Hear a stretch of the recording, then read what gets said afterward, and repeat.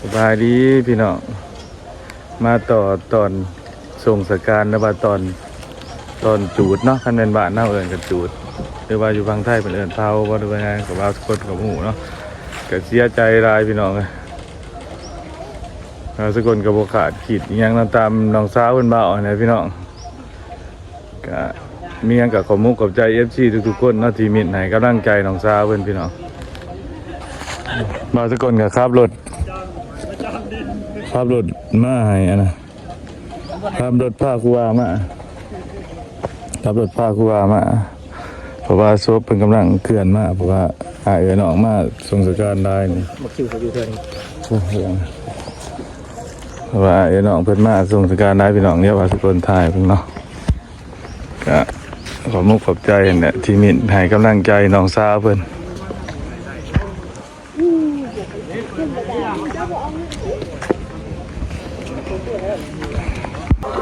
ตอนนี้ซบกันมาเลยพี่น้องมีแต่ว่าอ้ายน้องเฮามาส่งสการบ่ให้ส่งให้สาวเนาะเพียงเนาะเพราะว่าพ่อเฒ่าเพิ่นเรามักเพลงสาธิตต้องจันทร์หยังนะพี่น้องยามเช้ายามหยังเราก็มักไปเปิดฟังอยู่หน้าผูกอู้เปิดเพลงฟังเนาะนี่นะพี่น้องพ่อเฒ่าเพิ่นมันมักเนาะ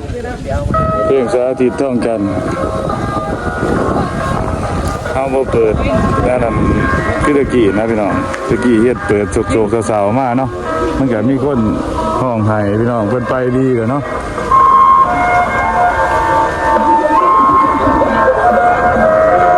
เพลงเพิ่นมากกับเพิ่นเพิ่นฟังเนาะ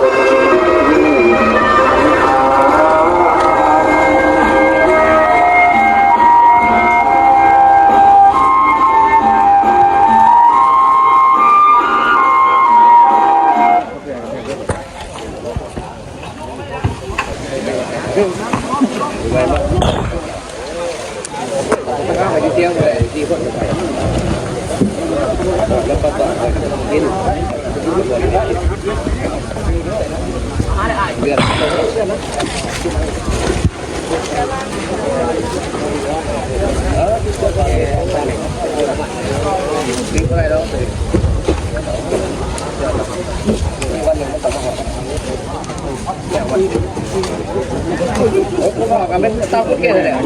แต่ว่าเขาไม่ยั้งหรอกเขาอยากคนเที่ยวไปข้างลูกคนบ่าวสกุลก็ว่ายังบ่ได้พี่น้องยังหายอยู่เนาะ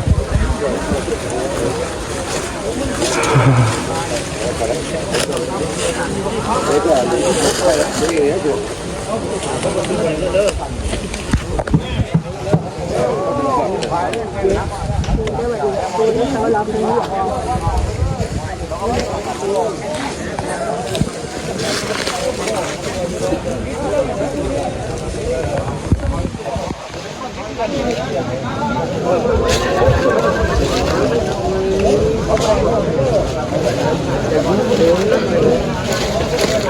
บ้านพอแล้วเราเห็นมันอ่ะ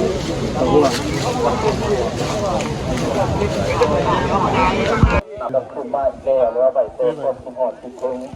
แล้วใบเตยคุณคุ้งน้ำคนดีมีเกิดเก็บตายเนาะโบราณโลเขาจะจากโบราณมีเกิดมีเก็บมีตายรับไปตามธรรมชาติเนาะ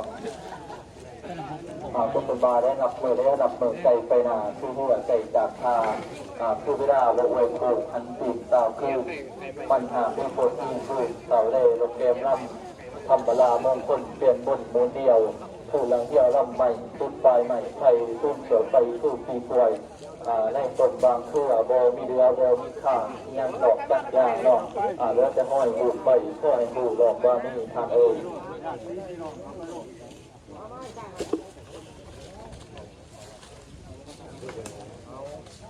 ต่อสายร่วมเดียวมีบุตรชายอย่างเขาเห็นคนสมาร์ทจัดสมาร์ทต่อบทเป็นการจัดตอนเวลาเอา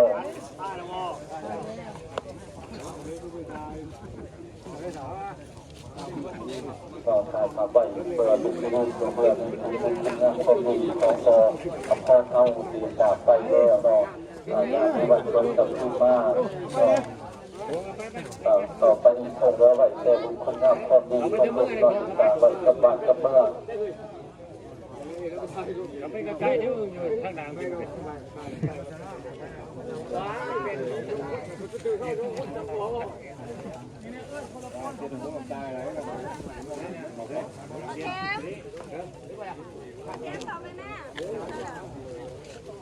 อยากเป็นพี่น้องเนาะ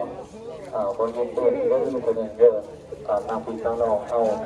โบเป็นโบว่าจะเป็นจะหายก็ดีเนาะมีผู้สิทธายโวคนเย็นเดือดเนาะ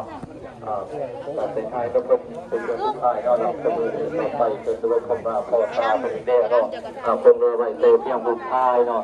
พอเรื่องตัดเรื่องดีหลังจากได้หมูแดดพี่น้องเอาไม้ได้ล่ำเขาเนาะต่อไปเนาะในใจไม่รับเขาเลยครับเราอยากเป็นน้ำที่น้ำตาเนาะไม่ได้รับผลจากการเป็นทางที่ดีว่าแต่ว่าเราดูเป็นจะเป็นอะไรผู้ใดที่อาจจะเกิดบุญเกิดคนที่ไหนคนตาเป็นตาเป็นนำจับเป็นตัวดูไปกันอะไรที่เกิดที่หน้าใส่เกียร์ใส่นอกมาดีขึ้นตัวเนี้ยตัวเนี้ยที่ห้าบอกพออันนี้พอทำลงมาได้ตัวที่ห้าเนาะตัวที่เสือให้ทำดีทางนอกเนาะตัวเสือเป็นใจลงไปเราว่าพูดเด่นเนาะ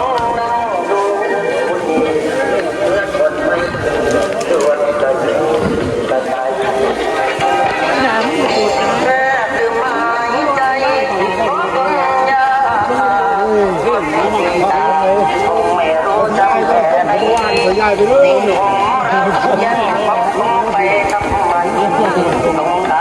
สิยาเป็นแต่คนดูเอาไปวางเลยสิยาไปเลย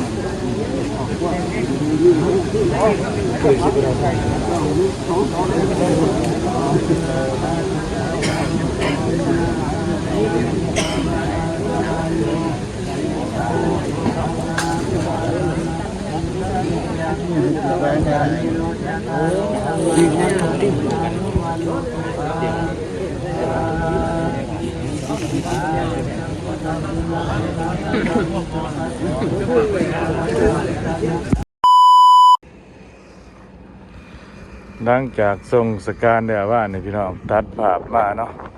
มาสกลกับบ่มีกระจิตกระใจสิถ่ายคลิปพี่น้องเพราะว่าหายน้ำแต่หายโศกเศร้าตอนนั้นเพิ่นเบิด 2-3 มื้อเนาะมื้อนี้ก็มาเบิ่งเพื่อนเพิ่นเนาะหรือว่า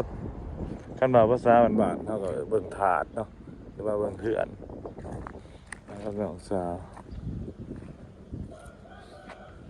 เท่าไรล่ะเอาแบบนี้บ่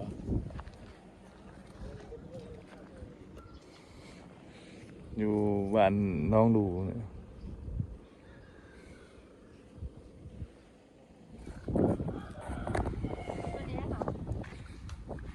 ไม่ต้องอันสองสั้นกับฮอร์โมนทำกันต่อราคาเดียวกัน โปรสี่ ตอนนี้ก็สั่งไปแล้วเนาะประมาณอยู่11 ล้านกีบพี่น้องคันเป็นเงินบาทประมาณอยู่10,000ปลายเนาะ16,000 17,000คันเป็นเงินดอลลาร์ก็ประมาณอยู่500 เหรียญ500-600 เหรียญเนาะพี่น้องเอา